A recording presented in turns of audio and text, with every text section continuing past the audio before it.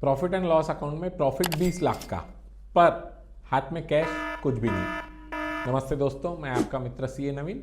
नमस्ते फिनटेक्स में importance of books of accounts के ऊपर हम डिस्कशन कर रहे हैं। बुक्स ऑफ अकाउंट्स में जो प्रॉफिट दिख रहा है वो लिक्विडिटी उतनी क्यों नहीं दिख रही है। लिक्विडिटी का मतलब होता है cash in hand, bank balances. Problem कहाँ जाता है कि हम जो बुक्स में प्रॉफिट देख रहे हैं उतनी ही कैश हमारे पास रहनी चाहिए, ये जो प्रिजम्पशन है ये फिजिबल नहीं है, क्योंकि प्रॉफिट एक्सपेंसेस माइनस करने के बाद में आता है। बट जो फर्म में लिक्विडिटी जनरेट हुई थी सेल्स के थ्रू, वो कहाँ कहाँ डाइवर्ट हुई है ये समझना जरूरी है। जैसे सेल तो बढ़ गया, प्रॉफिट बढ़ गया, पर सेल्स जो किया हमने वो उधारी में दिया। क्रेडिट पे अगर आपने सेल्स किया है तो आपके डेटर्स बढ़ गए।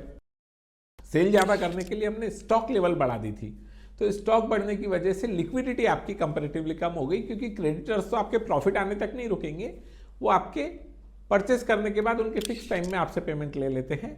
तीसरा, कुछ टैक्सेस में भी पैसे अटक सकते हैं, जैसे एडवांस इनकम टैक्स हो गया या जीएसटी का क्रेडिट हमारे पास ज़्यादा पड़ा है, तो ये भी आपकी लिक्विडिटी थोड़ी सी स्टक कर सकते हैं।